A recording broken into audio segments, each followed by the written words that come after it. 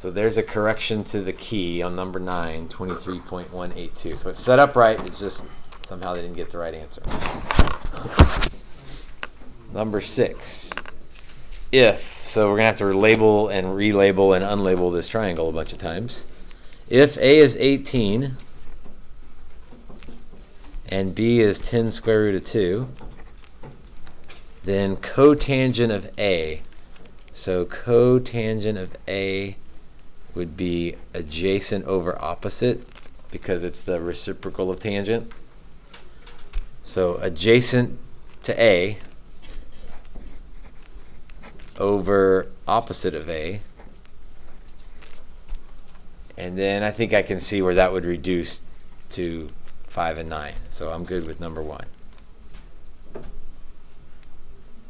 And I'm working in pencil because they keep changing the conditions on me here. Next, if C equals 5 and A is 2 square root of 2, then secant of A. So still looking at A. Secant is the reciprocal of cosine. So instead of A over H, it'll be H over A. Because secant and cosine are reciprocal partners. So hypotenuse is 5. Adjacent to A is, oh, they didn't give me that. So I've got to do some extra work here. B squared plus 2 root 2 squared equals 5 squared. So that would be B squared plus 4 times 2 is 8. 5 squared is 25. I don't like where this is going as I look at my answer. 25 minus 8 is 17. There's nothing with the square root of 17 in there, so I don't know where they were getting that from, but that's not right.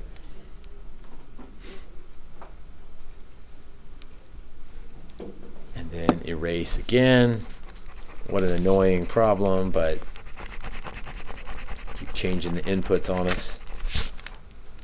A is square root of 3, and B is square root of 5. Then cosecant of B. Oh, better be careful because now we've switched who we're looking at. Cosecant of B. Let's see, that's the flip of sine.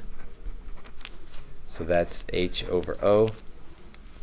Again, I don't memorize what the letters are for the secant, cosecant, cotangent. I remember who the partners are and flip the partner. That's the easiest way to do it, in my mind anyway. So hypotenuse is C, which we don't know. Let's see, square root of 5 squared plus square root of 3 squared. At least that's reasonable. Would be 5 plus 3 is 8. So C is 2 square root of 2. So 2 square root of 2 over opposite, but opposite of B, not opposite of A, opposite of B, square root of 5. Yeah, I got to fix it to see if it works or not. So 2 square root of 10 over 5, which is not what that is, so 1 only.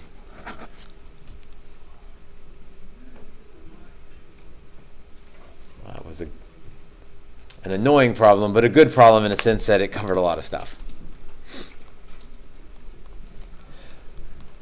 Are we okay with 7 and 8? Because we didn't get to very many examples of, especially 8. 7 I'm not real worried about. We did a couple of those. But number 8, going backwards, especially on secant, cotangent, cosecant, we didn't do any of those, I don't think. So let's do secant. If secant is 15 over 4, well, I'd love to hit an inverse secant button on my calculator, but of course there's not an inverse secant button on the calculator. There is a cosine button. If secant is 15 over 4, what's cosine equal to? 4 over 15. We'll flip it around. So that means I can now do inverse cosine of 4 over 15. Inverse cosine 4 over 15. It said find the angle in degrees, so our answer will be in degrees. If our mode is in degrees anyway. Correct to 4 decimal places. 74.5. I'm going to change it to 3 decimal places because that's what AP wants.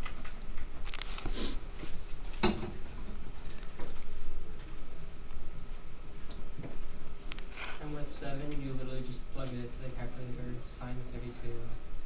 Right. For 7, A, B, and C, that's just straight into the calculator.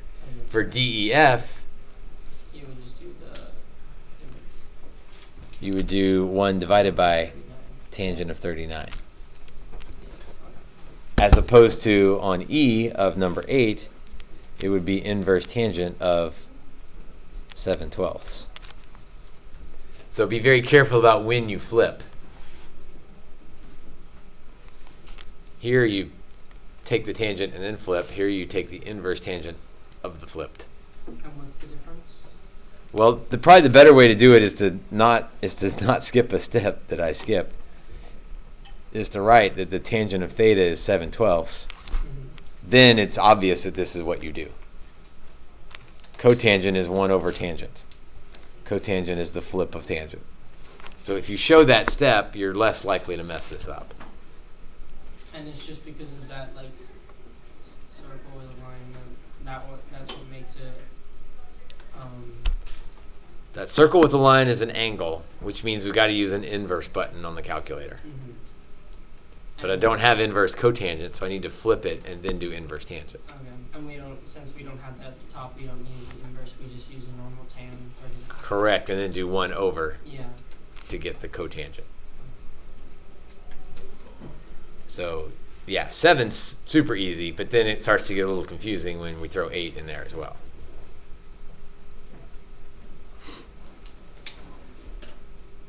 All right, let's stop there and move on to the lesson.